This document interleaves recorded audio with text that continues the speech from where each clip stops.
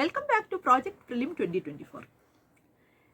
Let me tell you about some strategy part related to prelims. As I told you, there are two papers, the paper 2 aptitude as well as the paper 1 general studies. So, let me talk about the paper 2 aptitude because you just need 33% in this paper to get qualified. The marks are not being added. But still, of late, I've seen a lot of people not qualifying this paper. And some of them actually have very good score in the other paper, but just because of not qualifying in this paper 2, they are not able to clear prelims. This happens mainly because some people tend to concentrate only on the English part of the paper 2, and some people, leaving out the English part, concentrate only on the maths and reasoning part. So, the maths and reasoning part, of course, if you know the formula, you can apply it and you can work out the answer. The English thing, sometimes people say that it's confusing because some choices are like very closely, similar. So, to make a choice is rather difficult. So, they prefer to stick to the maths part. But I would say that checking the last few years question papers, one can't totally leave out a portion. Like in the English comprehension thing, there may be some questions which are easy. Similarly, in the maths and reasoning, there may be questions which are more easy to do. So, I would say that even though it is a qualifying paper, one could choose from both the areas and make sure that sufficient number of questions are being attempted. And last year particularly, the maths part was comparatively tough. So, people who were confident about their maths find it very difficult because they asked questions from areas which were not repeated in the previous years. So, in maths again, this since the preliminary examination syllabus is not very pinpointed, there is always possibility that they could come up with something new. English comprehension, some questions may be difficult, but there will be questions which you can attempt without much trouble. So, a balanced approach is needed for your paper 2. So, make sure that you practice the formulas for your maths part, do enough question papers, and for the English also, keep doing the question papers. And generally, I would suggest all the aspirants that Union Public Service Commission conducts a lot of other examinations. So, all these examinations have questions in multiple choice format and questions in other format as well. So, you go to the UPSC website, you take out the previous question segment, and all the exams conducted by UPSC, you will be able to see both general studies questions as well as this English and maths question. So, particularly for English and maths question, the comprehension and logical reasoning and other numerical type of questions, these other question papers is going to be really helpful. So, for the paper 2 aptitude, my suggestion will be to keep practicing. Daily half an hour or so in this coming days, you could do that. And if you have any particular problem with any of the areas in maths, there are very good sessions and classes available in YouTube. So, you could check that out. And ultimately, the plan is to keep practicing until you get it perfect. So, make sure that you do enough number of questions here. Now, coming back to the general studies paper 1, which is the scoring paper. I've seen some people few years ago advising people to attempt all the 100 questions in this paper. And I won't say that's a good idea because a paper where obviously there is negative mark, attempting all the questions is kind of suicidal. other hand, I've seen people who only mark questions where they are 100% sure. Now, there are precious few who will be daring to mark all the 100. So, I am leaving it out. But what if the people who mark very few, what happens to them? See, in a UPSC question paper, 35 to 40 questions every year will be easy. Easy in the sense, a person who studied properly, done couple of revisions, will be able to crack them.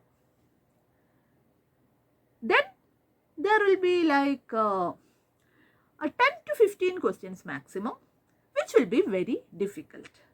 Like there may be some very hard facts, or there may be very confusing kind of a choice. Both way the question can be difficult. So between this 35 to 40 easy ones and 10 to 15 difficult ones, there will be almost 50 questions where the choices will be confusing. Rather than being a very tough kind of a fact, there will be a confusing kind of options for this kind of questions. So you may be able to eliminate a certain part of it, but the rest of the thing, like say for example, you know that A and B are not the answer, but between C and D you are not very sure. Such kind of situations are possible.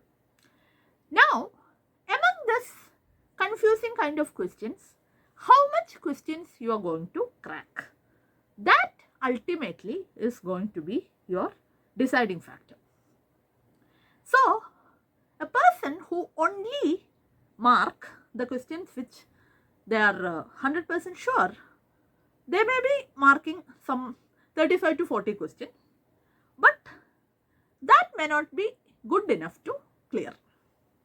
Because last few years, the cutoff mark has been something like, 88 to 90, and sometimes it can go up to 95, or say for example, let's keep it as high as 100. So for 100 marks, you have to get at least 50 questions right. This is after the deduction of the negative mark. So one has to take chance with few questions.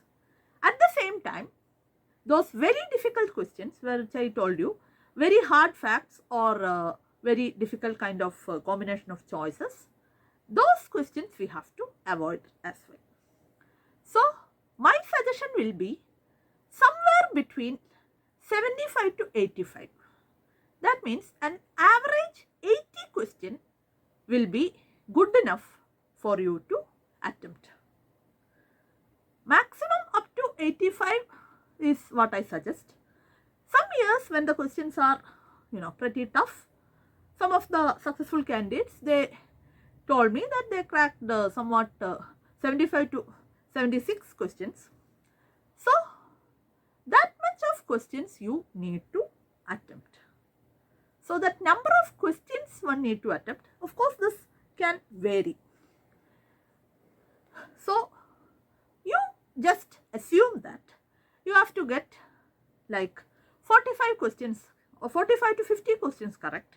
That means a 90 to 100 score in your paper 1 GS. So you should attempt adequate number of questions to end up getting that particular score. So that is about the scoring part of the prelims. Now we need to tell you just one more thing, that is this cracking 100 questions in 120 minutes definitely have a time constraint. So as I already told in the last segment, one at least should work out a question paper at least for 30 minutes in a week to begin with. But in the last few days, like last few months since we are left with, a daily cracking of questions is very helpful. So every day if you take up some 20 to 25 questions and try to crack them in 30 minutes. 25 questions in 30 minutes is the exact ideal thing you can do. So keep doing that every day is going to be really helpful. You can assign a portion for each day, set a timetable, and for something like 1.5 months, you could daily do this. Every day you study a particular portion in your prelim syllabus, you study it, then you do questions from that particular segment. And that is going to be very good practice for you. So you will be able to maintain the speed as well as you will be able to do your revision. So that's one thing. And one more important thing is, it's very important that you work out the previous year question paper. The present pattern of preliminary examination started in 2011. So from that, you could check your previous questions. Particularly, the last 5 years questions are more important because they reflect the changing pattern. Because 2011, the types of questions, the framing of questions may be slightly different even though the syllabus is the same.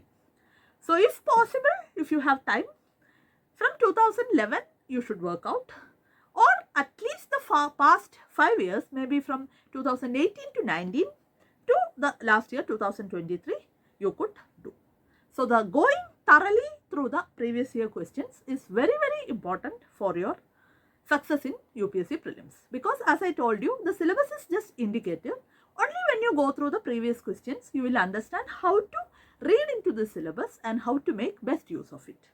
So based on this previous questions, we can actually predict the possible questions which will be coming from these segments. So assigning timetable for each day, working questions, fresh questions each day, and of course as part of studying, a thorough analysis of the previous questions. These are the important things which you should do during your last days of preparation. So in the next episode, let me tell you about the content part, like the General Studies paper 1, from different areas, what are the important things. Till then, keep your preparation and keep motivated. Thank you.